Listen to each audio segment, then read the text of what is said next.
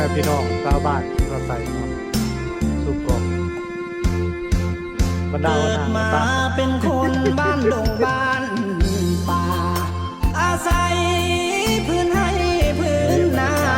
เป็นที่ทำมาหากินคอยข้ามลงแรงน้องแยงนกกาโบยบินสา